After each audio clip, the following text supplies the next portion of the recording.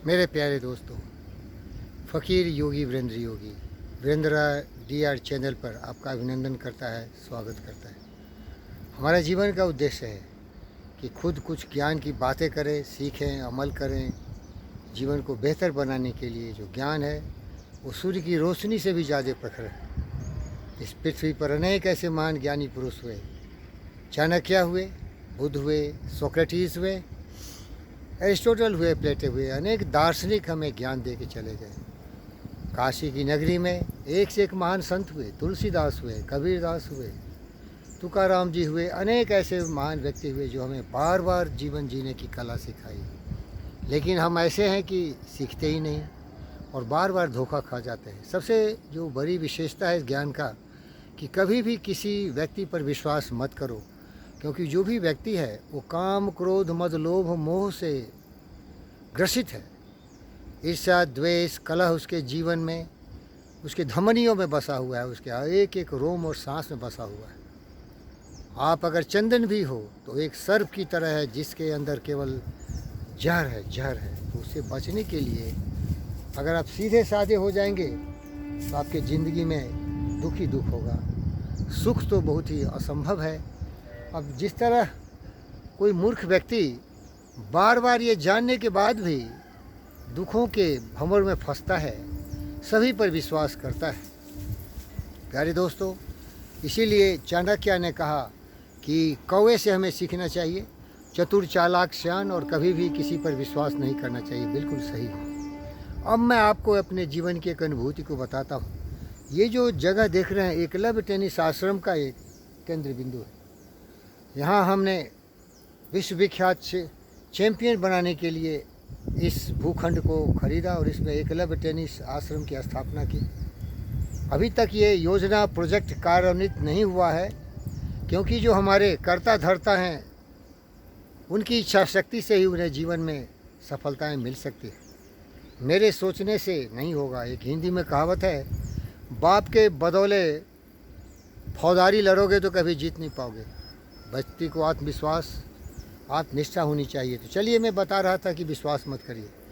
ये बार बार जंगलों से आच्छादित हो जाता है। आप देखिए कितने जंगल आ गए इसमें, क्योंकि अगर इसका प्रयोग नहीं होगा तो जंगल आ जाएंगे। क्योंकि प्रकृति का ये नियम है, जहाँ आप कुछ नहीं करेंगे वहाँ प्रकृति कुछ न कुछ कर देगी।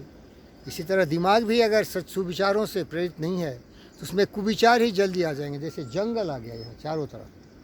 तो एक जेसीबी वाले आदमी को मैंने बुलाया। वो बहुत ईमानदार, वफादार, बहुत ही कर्मनिष्ठ व्यक्ति था, बहुत अच्छा काम किया।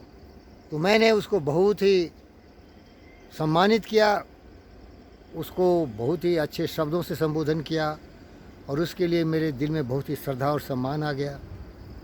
और वो बार बार वो आता और ये काम करके चला जाता। धीरे धीरे वो मेरे सीधापन का, मेरे भोलापन का नाजायज़ फ़ायदा उठाना शुरू किया। उसकी पत्नी बार बार फ़ोन करती, ये कार दे दीजिए, मुझे कार चलाने की ज़रूरत है, मुझे कहीं जाने की ज़रूरत है। फिर और कुछ जो कि कभी भी किसी व्यक्ति से मांगना नहीं चाहिए। मांगन मरण समान है, मत कोई मांगो भीख, मांगन से मरना भला, सतगुरु की ये सीख। कभी भी किसी के सामने हाथ फैलाना नहीं चाहिए मेरे भाई। ये फ़कीर योगी वीरेंद्र योगी देखो, बिल्कुल फ़कीर है, लेकिन भीख नहीं मांगते। गलती हुई हमसे भी, हम भी कभी किसी के सामने कुछ मांग दिया, लेकिन बहुत दुख होता है कि इतना अज्ञानी मैं क्यों था। लेकिन फिर देखो ये जंगल आ गया यहाँ। उस व्यक्ति को फ़ोन किया कि भाई आके थोड़ा सफाई कर दो, तो वो आने से इनकार कर दिया। बोला तुमने कार नहीं दिया, तुमने मेरे को बहुत तरह से मदद नहीं किया। अब उसका बिजनेस है, धंधा है, अगर वो आता तो कुछ पैसे कमाता, क्योंकि वो जेसीबी ऑपरेटर है। तो एक मूर्ख व्यक्ति का उदाहरण मैंने आपको दिया और इसीलिए उसका नाम अपने सेल फ़ोन से डिलीट करके फेंक दिया, क्योंकि मैंने गलती किया। अरे बिजनेस करो, काम की बात करो, जितना काम है उतना बात करो और फिर बात में जाने दो। इसीलिए कबीर ने कहा, कबीरा खरे बाजार में मांगे सबकी खैर, ना काहू से दोस्ती ना काहू से बैर। ये बिजनेस का जगह है भाई, यहाँ बिजनेस करो। ज़्यादा हेल मेल करोगे तो वो दुष्ट व्यक्ति तुम्हें शोषित करेंगे और तुमसे दुश्मनी भी कर लेंगे, क्योंकि उनकी स्वार्थ सिद्धि नहीं होगी तो बिल्कुल एक भुजगर अधसर, बिल्कुल गरल से भरा हुआ सर्प हो जाएगा और तुम्हारा सर्वनाश कर देगा। ऐसे अनेक उदाहरण हैं जिसे मैं आपको बताना नहीं चाहता। बहुत सारे लोग हैं जो हमसे कुछ चर्चा करने आते हैं, क्योंकि मैं सुकरात, तुलसीदास, कबीरदास, गौतम सिद्धार्थ, बुद्ध और विवेकानंद का शिष्य हूँ, तो उनकी बातों को मैं पढ़ता हूँ, समझता हूँ, सोचता हूँ और प्रयास करता हूँ कि जीवन में पूर्णतः प्रयोग करूँ। तो कुछ लोग भी जो ज्ञान के जिज्ञासु हैं मेरे पास आते हैं, लेकिन ज्ञान की तलाश में आते हैं, लेकिन जो सीखते हैं उसका कभी अमल नहीं करते। जब मेरे यहाँ आते हैं तो मैं व्यस्त रहता हूँ, तो उनको बुरा लगता है कि ये आदमी कितना काम कर रहा है, काम में लीन है, मेरे को स्वागत नहीं किया, मेरे लिए चाय पानी का बंदोबस्त नहीं किया। प्यारे दोस्तों, ये सब बहुत दुखद बात है। आप सीखना चाहते हो तो सीख लो।